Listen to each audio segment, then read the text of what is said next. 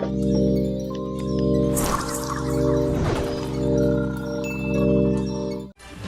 be confined in prison without the benefit of parole for the rest of your natural life. Normally, we love young people, but these kids are beyond salvation. Welcome to WatchMojo.com, and today we're counting down our picks for the top 10 most evil kids in history. This awful, raging, eating feeling inside. I could feel it consuming my insides. For this list, we'll be focusing on young people who took up a life of crime and subsequently crossed one moral line or another. Our focus is primarily on people 18 and younger. Yes, surprising as it may be, there are more than a few cases of adolescents and teenagers going down a dark path. So you won't find the Menendez brothers here, since they were 21 and 18 years old at the time of their parents' murders. Number 10. Willy Basket. For some people, there just doesn't appear to be any option except crime. That's what Harlem native Willy Basket seemed to think. He believed that, like his father, he himself would end up being a murderer. Between March 19th and 27th, 1978, the 15-year-old fatally shot 3 people, including one New York Transit employee. Basket pleaded guilty, but was initially sentenced to a mere 5 years in a youth facility. He later went on to accumulate a sentence of 82 years to life for assault, arson, and attempted escape from a correctional facility. Number 9. Josh Phillips. I knew Josh and knew that visibly he was one of the nicest kids in the neighborhood. Is it right to call this an error in judgment? Back in November of 1998, a young girl named Maddie Clifton went missing in Jacksonville, Florida. A week after Maddie's disappearance, her body was found in the waterbed of 14-year-old Josh Phillips, who had beaten and stabbed her to death. Phillips has since claimed he regrets the incident, but with a life sentence on first-degree murder charges and no parole in sight, we doubt he'll be leaving prison anytime soon. In my own time, I believe I will find the forgiveness that will satisfy my heart. Number 8. Edmund Kemper. I had no thoughts at all that Ed could do what he said he had done. Appearing well-adjusted can disguise some of your worst qualities. Then I began destroying inanimate objects, valuables of mine and others. Then I began killing dogs, cats. For instance, young Edmund managed to convince psychologists at the Atascadero State Hospital that he was of sound mind, despite having killed his grandparents in the aftermath of an argument when he was 15. He called his mom after he killed his grandparents, his father's parents, and said, "Mom, I just killed. What should I do?" And she said, "Call the cops." He managed to avoid serving more than 5 years in prison and was released in 1969. But tragically, that allowed him to murder 6 female college students, his mother, and his mother's friend 3 years later. It goes without saying that appearances can be deceiving. So how come they get in a car with somebody at that time? She judged me not to be that guy. I didn't look like him. Number 7. Graham Young. And was really educating himself into being an extremely expert chemist. It's just unfortunate that the chemistry he was interested in was poisonous. Suddenly, tea seems a lot less appetizing now. Meet Graham Young, a native of Neasden in London, who had been fascinated with the effects of poison since his childhood. He'd slipped some antimony into his friend's sandwich. Williams would be off school for a few days with some mystery virus. The doctors would say it was a virus or a bug. In 1962, Young was arrested after confessing to the attempted poisoning of his family, an act which included serving his own sister tea laced with deadly nightshade.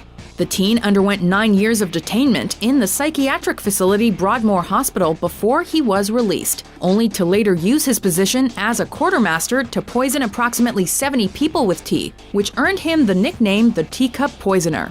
Fitting, but unsettling. He should never have been let out of Broadmoor in the first place. I accept that he manipulated and was clever there. Number 6. Brian and David Freeman. Siblings stick together, even in the face of a criminal investigation. Brothers Brian and David, the eldest children of the Freeman family, were also fervent neo-Nazis who resented their strict upbringing as Jehovah's Witnesses. The duo's resulting violent relationship with their family came to a head in February of 1995, when both brothers were apprehended for the murder of their parents and younger brother Eric. It kind of all came out in that one second. I think about it. It just happened. Brian, David, and their associate/cousin Ben Birdwell conspired to plead guilty and avoid the death sentence. They got their wish, but landed lifetime sentences in the process. I never thought about the consequences of anything I did at that age. I was impulsive. I didn't care about the future. Number 5, Brenda Spencer. I don't like Mondays, I want to shoot. The whole day down. Not liking Mondays doesn't seem like a valid reason for murder, yet this is supposedly the excuse 16-year-old Brenda Ann Spencer gave for committing a school shooting. On January 29, 1979, Ms. Spencer fired 30 rounds of ammunition at Cleveland Elementary School. The shots killed the school's principal and a custodian, while leaving 8 children and a police officer injured. Upon surrendering to the police, Brenda pled guilty to 2 counts of murder and assault with a weapon, earning her a sentence of 25 years to life. This is the type of case where, in our view, she should never be released from prison. She should spend the rest of her entire life in prison for what she's done. Number 4, John Venables and Robert Thompson. I'm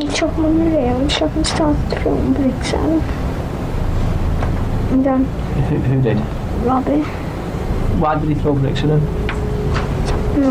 Back in 1993, a 2-year-old Liverpool boy was kidnapped, brutally tortured, and left on train tracks to be bisected.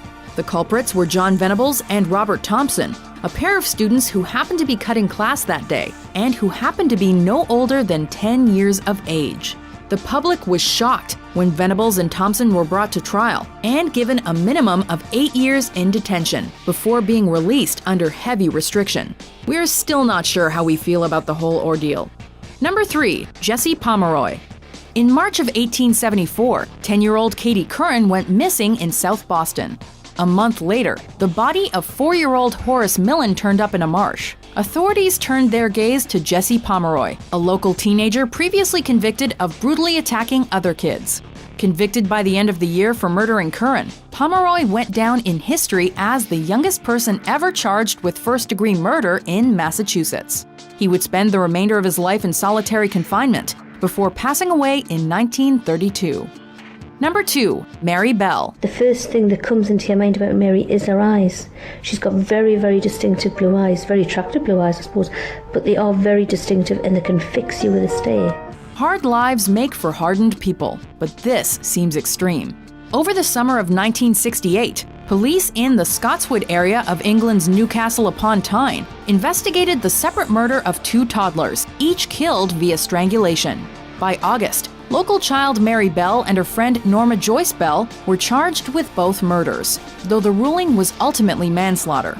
While Bell's friend was acquitted, Bell herself would spend 12 years in prison based on diminished responsibility. She had certain things that one felt were missing in her emotions. That was my impression.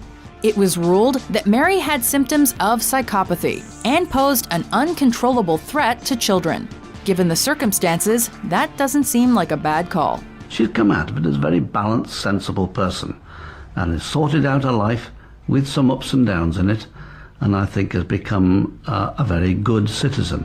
Before we unveil our number 1 pick, here are some honorable, or in this case, dishonorable mentions. I wasn't thinking that night. I wasn't like mad at them or anything like that. I feel like it just happened. If I knew then what I know now, I would have never have been there. I would have stopped everything from happening, and I would have never let Shanda be picked up. Shirley writes in a journal, "We killed an old lady today, and it was fun." Number 1, Eric Harris and Dylan Klebold. No, you goddamn piece of punk-ass shit! Do not mess with that friggin' kid! If you do, I'll rip off your goddamn head! We've seen more than a few school shootings in history, such as those perpetrated by Mitchell Johnson and Andrew Golden, Jamie Rouse, Kip Kinkle, and Barry Lukaitis. But the one orchestrated by these 2 is by far the most traumatizing. Eric Harris and Dylan Klebold, a pair of troubled teens from Columbine, Colorado, began preparations in 1999 to lash out against society.